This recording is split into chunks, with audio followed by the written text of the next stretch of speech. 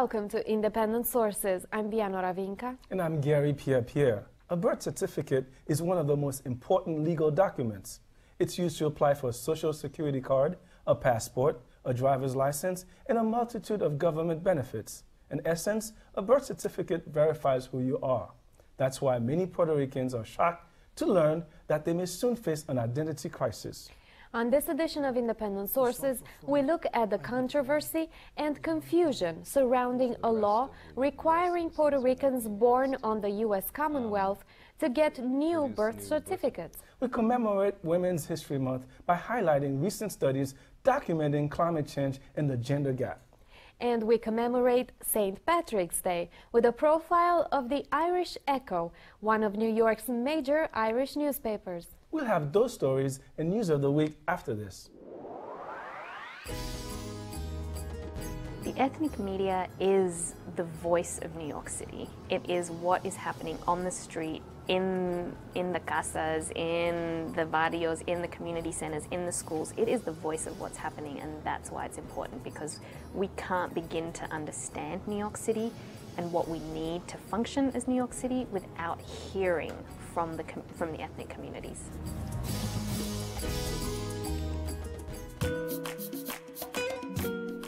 On the 1st of July, all birth certificates previously issued by the government of Puerto Rico will become invalid.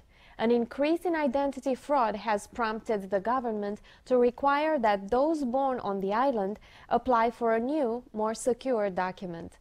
This could affect an estimated 300,000 people living in New York. Marlene Peralta went to a Brooklyn neighborhood to get reactions to the new measure. Weeks after news broke that many Puerto Ricans living in the U.S. would need new birth certificates, there is still some uncertainty as to what really is going on. The surprising measure has created confusion and even skepticism among many. I don't know why is the change if you were born over there? What's the difference? That's the thing, I don't know why are they doing all this. Que yo creo que el gobierno lo está usando eso más para hacer dinero también. Cada rato y todo el mundo necesita una de cada 3 años eso, que las cambian, de qué año las cambian. Se las cambian y entonces el gobierno que siempre coge $5 por cada vez que la cambian en Puerto Rico hay que pagar $5. Many New York City residents are going to be particularly affected since New York is home to more than 200,000 Puerto Ricans born on the island. I'm very surprised about it. I will have to go and get a new one also, you know, just like everybody else. The new document will be more security enhanced to prevent birth certificate and passport fraud. It's a good thing. It's something different that the people cannot copy. I believe that we Puerto Ricans, we should have things like that more, because as Americans, we need to be identified better. I think there is a lot of fraud, and you know, that's basically the way they are changing it. But still, you know, they should bring more information to the people, so people will know, you know what to do and where to go.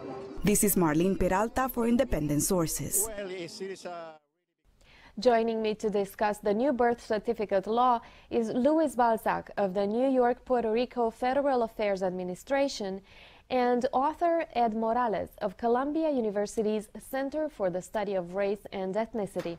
Thanks for being with us. Thank you. You're welcome. Luis, many reports in the mainstream media and also this report, as you've seen, are talking about the community reacting with shock and surprise at the news of this change. What are you hearing from the community, and why might people still be confused about what to do?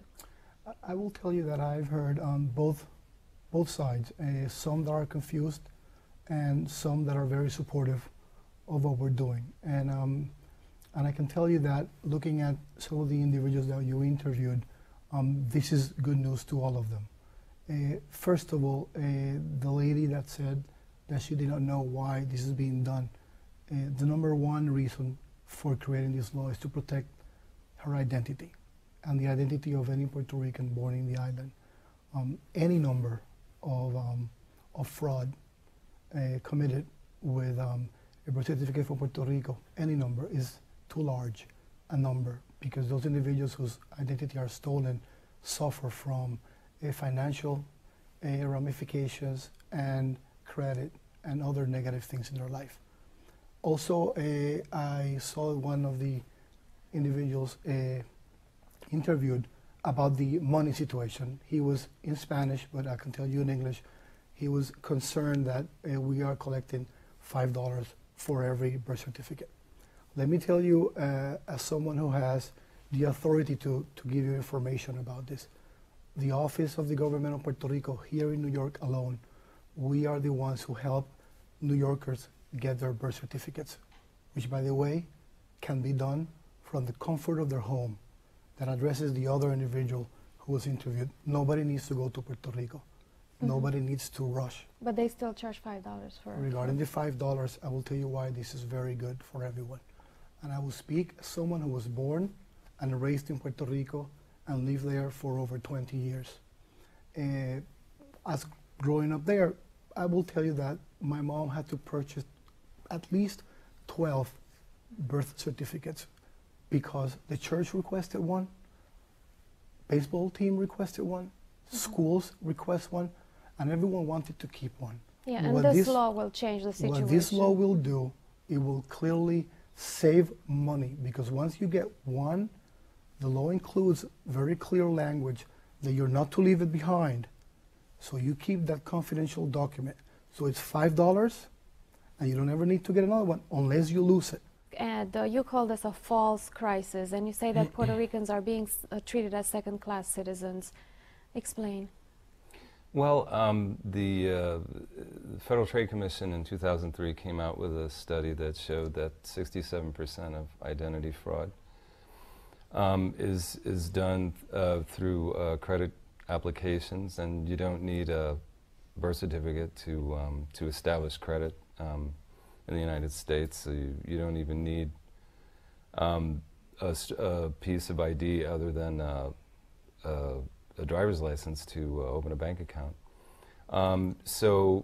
Unfortunately, at first the Puerto Rican government put out a press release, the State Department put out a press release stating that the reason for the change was that 40% of all cases of identity fraud in the United States could be traced to the use of fraudulent Puerto Rican birth certificates, which is not true. In fact, the law itself and the rationale for the law states that there was a study done by the State Department's Bureau of Diplomatic Security in which they studied 8,000 cases of passport fraud, of 40% of which had to do with Puerto Rican birth certificates. That's logical because to get a passport, that's when you have to show a birth certificate. Birth certificates in general around the United States are not uniform documents, so there's plenty of identity fraud that is committed in the United States due to fraudulent birth certificates in the United States, and there's no state that's passing a law saying that all birth certificates are invalidated. The Puerto Rican Legal Defense and Education Fund has recently written a letter to the government of Puerto Rico which says that California and Ohio are now refusing to use Puerto Rican birth certificates. And Nevada. Yes, which, I mean, to me is an unfortunate stigmatization of the Puerto Rican citizen and devalues Puerto Rican citizenship. What about this repercussion just a few corrections. There is no such thing as a Puerto Rican citizen. We're all U.S. citizens. That's number one. Something very important here. When Ed was talking about the percentages of identity fraud, and that it's not done with birth certificates, it's done with driver's licenses. That is exactly why we're doing this. There are many individuals out there with driver's licenses that may have been generated with the use of a Puerto Rico birth certificate. Even though we don't have the exact numbers, that is exactly why we're doing this. But it is our duty to protect them. People living in California, Nevada, and Ohio cannot get any driver license or ID because those states are not validating their birth certificates, and until July 1st, there's going to be this period of time. The government of Puerto Rico is in conversations with these states to make corrections. It is, I think, everyone's responsibility as leaders in our community to educate our communities in what the advantages of this law delivers to those born in Puerto Rico. Are people being educated in the community about what they need to do to get their new documents, Ed? Well, I mean, there have been press releases that have been put out by the Puerto Rican government, and it's been they've been run in the Puerto Rican newspapers And local. And NBC, local. ABC, There has been Univision, yeah, CNN. We've done a great job. The point is communicating with the that community.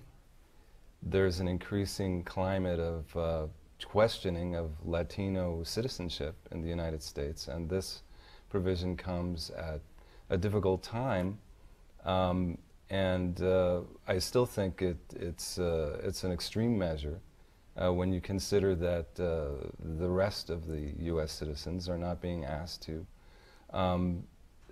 produce new birth certificates, or to the United States is not issuing new birth certificates for everyone in the United States. And even though there have been some high-profile cases of passport fraud that has been used to associated with drug cases and child smuggling cases, the larger picture is that identity fraud is rampant in the United States, and I think it's an unfair singling out of Puerto Ricans who were born in Puerto Rico. I think Ed brings a very important point, and that is that other states are not doing this. There's a difference between the way we do things in Puerto Rico in regards to birth certificates. The common practice in Puerto Rico is that we leave behind a copy, a certified copy. We don't do that in New York. We don't do that in New Jersey. I have 3 kids. Schools don't ask me to leave that behind. So this is something unique to Puerto Rico that we will be correcting. And I think it's our responsibility to make sure that everyone understands that there is no need to hurry, because not all of us need one. I will use myself as an example. I haven't used my birth certificates in many years because I have a passport, I have a Social Security, and I have a driver's license. So there's really no need to rush and go get the new one once we can do that on July 1st. Final thought from Ed? I still feel that it's an unfair singling out of Puerto Ricans, and I do have many family members who were born in Puerto Rico, and I'm not happy that for the next 4 months their identity is in question. And we'll have to leave it at that. Luis Balzac and Ed Morales, thanks for joining us. Thank you. Here's Abi Ishola with some other news. Thanks, Vianora. Here's a look at some headlines from the ethnic media. From Carib News, City Council member Jumaine Williams says West Indian American youth in East Flatbush and parts of Canarsie, Brooklyn are increasingly joining gangs. Williams plans to use his new position as chairman of the council's oversight committee to find possible solutions to the problem in his district. He says dropout prevention programs and job creation would solve the problem. Huckabee.com reports that leaders in the Asian community in California are urging their fellow countrymen to fill out the 2010 census. Members of the Asian Pacific American Legal Center in Los Angeles say many Asians don't understand the benefits of filling out the census because of language and cultural barriers. A representative from the Asian Law Alliance says the distribution of state funds based on the census is even more crucial now because of the state budget crisis in California. A rabbi at a Bronx synagogue is facing criticism after he ordained a woman a rabbi and gave her the feminized title Rabbah. The Forward reports that Rabbi Avi Weiss is an activist who has long pushed the Orthodox envelope, especially in terms of gender equality. Ultra-Orthodox leaders say any congregation with a female rabbi cannot be considered Orthodox. Pro-immigrant and anti-immigrant groups in Arizona are headed for a showdown. Sheriff Joe Arpaio of Maricopa County is known to be tough on undocumented immigrants, while State Senator Russell Pierce proposed a law that requires state workers to report immigrants to Immigration and Customs Enforcement. Phoenix Mayor Phil Gordon denounced the legislation and called the U.S. Department of Justice to investigate the sheriff's office. The Arizona Chiefs of Police organization has also expressed concern. And finally, Filipinos are the second largest group of legal permanent residents in the United States. That's according to the Immigration and Customs Enforcement. The agency reports that there are 600,000 Filipino nationals among over 12 million legal immigrants in the U.S. Mexicans make up the largest group at over 3 million. That from the Filipino Reporter. Those are just a few headlines from the ethnic media. Back to you, Garry. March is Women's History Month, and we look at how women are literally weathering the gender gap. Recent studies report that women bear the brunt of climate change, that the physical, social, economic, and cultural impacts of global warming jeopardize women far more than men. With me here in studio to discuss this issue is Rachel Harris of the Women's Environment and Development Organization, also known as WEDO. And joining us via Skype from Costa Rica is Lorena Aguilar of the International Union for Conservation of Nature. Welcome. Thank you. Let me start with you, Rachel. It almost sounds conspiratorial, this whole idea of nature affecting women more. How does that manifest itself? Well, basically, when we look at the world's population, we look at the world's poor, we see that women are the majority of the world's poor. Mm-hmm. Some estimates say that women are 70% of the world's poor, and therefore there is this disproportionate impact when it comes to women, simply because they don't have the resources or the ability to cope with a lot of the disasters that come their way. And in a lot of areas of the world, women are responsible for several household activities, mm-hmm. Including fetching water, firewood for fuel, growing the home food, all of that sort of thing. So they're responsible for agriculture and these sort of things, which are not necessarily sustainable in a changing climate. So women are often on the front lines of climate change when it comes to these, I guess, unexpected disasters. Okay. Is this, Lorena, rural, or is it also an urban problem? It's both. It's rural and it's urban. And it depends on the assets, like Rachel was saying. It depends on the asset that people have that will help them overcome disasters, for example, or events or extreme climatic events associated with the changes that we're seeing. So women around the world have less assets than men do. For example, education, it's a fundamental asset that a lot of women, both in urban and in rural areas, are lacking. And just to give you an example, Garry, when Hurricane Mitch struck Honduras, the news were telling the women, and on the radio in general, that winds of 260 kilometers were coming. These women were not able to understand what a wind of 260 kilometers was about.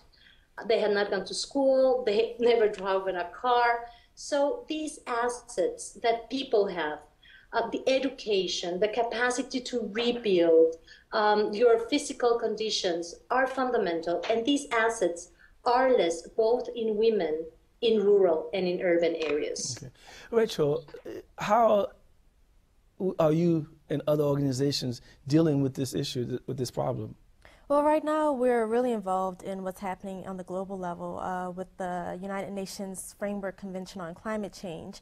Right now we're having, I guess, a monumental time in trying to come up with a new agreement with nations around the world on climate change. So at this point we see it's critical to have an input and have a women's perspective or a gender perspective to this agreement, and ensure that women and men are equally represented as decision makers, policy makers, and stakeholders within the agreement, and as well when it's implemented on the ground, so that women receive access to the resources that will come about from this agreement.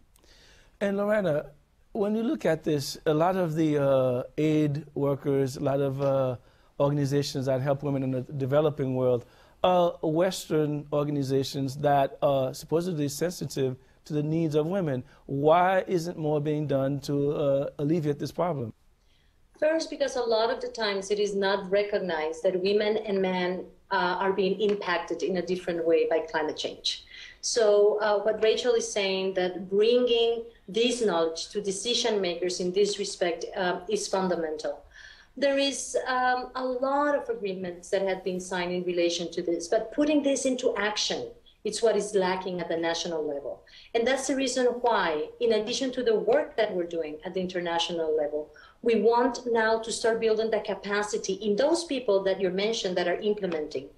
For our surprise, we have been working in different countries, and those implementers just tell us, we weren't aware that, for example, from every 5 people that die in disasters in developing countries, 4 are women. We weren't aware that these circumstances were like that. Well, so the reason is basically, lack of knowledge. No, it's a good point that you raised, and I wanted to ask Rachel, how is that happening? Because, our sense is that when during a disaster area, in a disaster zone, women and children are the first to be rescued.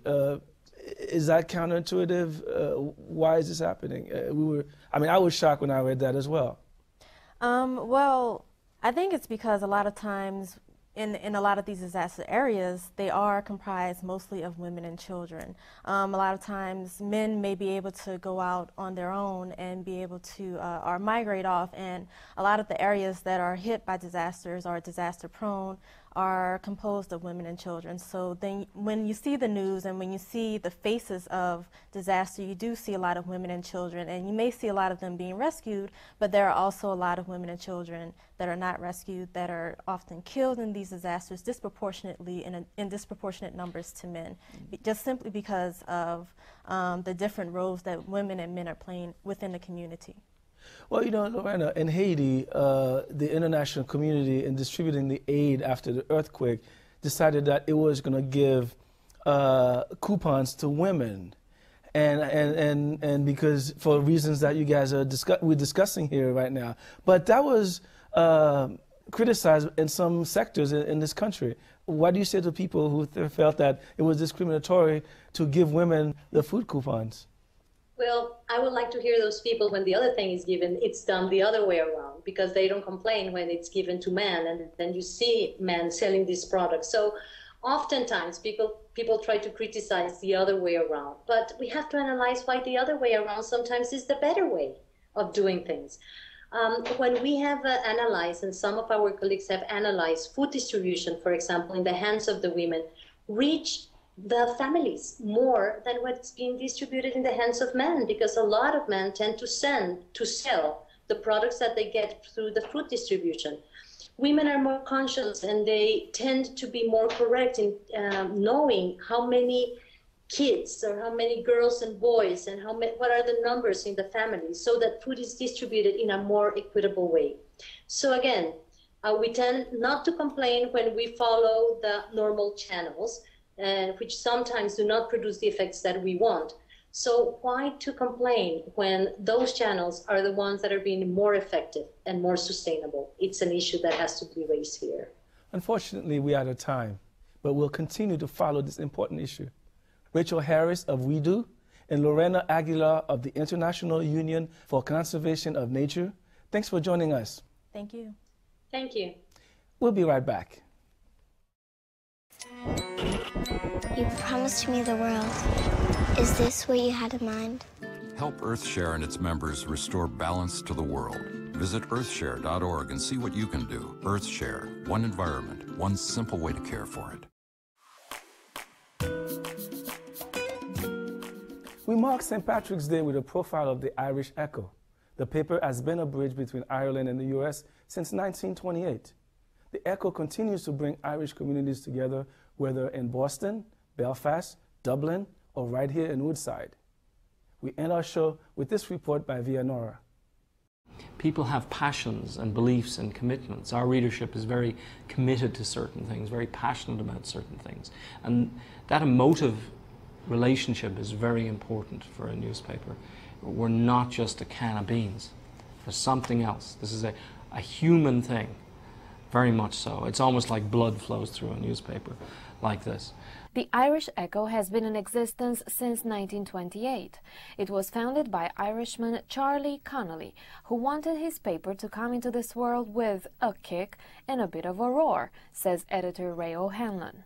With the Irish War of Independence fresh in memory, The passions and commitments with which Connolly launched the paper, O'Hanlon adds, were to present the condition of Ireland as being England's fault and promote an end to partition. That was the mission back then. Yes. Yeah. What is the mission today? You know, Charlie Connolly had a nickname. It was Smash the Border. And the border in Ireland was only a few years old when he started the newspaper, and feelings were still very raw. For all its years, the Irish Echo has believed in a united Ireland. Now, we operate in a political climate now post the Good Friday Agreement of 1998, which we welcomed absolutely and without reservation. So we support the politics, the political process in Northern Ireland. We have long dealt very successfully, for example, with the British government. In all my time here, we have had very good relations with them. We've always asked for their input. We meet with their ministers when they come to New York. We also deal very fairly and squarely with unionists in Northern Ireland who still want to retain the link with Britain. And as a newspaper, we feel that we have to take the broadest possible view and invite every possible point of view as well, and reflect that in our pages. But the bottom line for the Echo has always been this belief that really Ireland is one country and should be so again. We went to Sunnyside, Queens to find out what in the Echo pages drives the Irish community there to buy the paper. We met proud Irish-American Frank Bergen, who told us he's been living in the U.S. for about 80 years. I go from cover to cover. Martin O'Mahaney has been in the U.S. 3 months. I buy it because it's great to keep in touch with things going on back home. Like what? Basically, the sport. It's very good to sport. The Irish Echo is distributed in all 50 states. With a small staff and a potential audience of over 40 million people claiming ties to Ireland, O'Hanlon says that the paper's challenges lay in story selection. People tend to take very local views of themselves. The challenge is, a lot of the time, is to make a story that is based in New York and originates in New York of equal interest to read in San Francisco. There's always this really pull between different parts of the country, and then something that's of interest everywhere, I think, is a challenge, definitely. He reads the Echo cover to cover, and he points out that he also buys the Irish Voice, the other well-known Irish publication. I ask Frank Bergen what makes the Echo different. Is there a difference? If there is, I can't determine it. They're both equal, I think. The Echo is, I buy that because it's better, like, they have more coverage of sports and the news in general from back home. So it's great to keep in touch what's going on back home. You find their coverage is better? Find coverage is better, yeah. We're very diligent in terms of making sure that how we report something is based on the best journalistic principles. So I think, you know, readers will look at the Irish Echo as being ultimately a very reliable newspaper. For independent sources, Viano Ravinka, CUNY TV.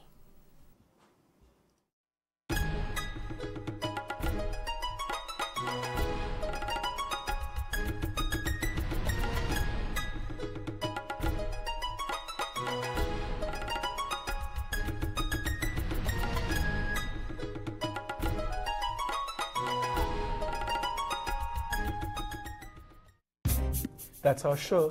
Thanks for watching, and we'll see you again next week. In the meantime, be independent-minded.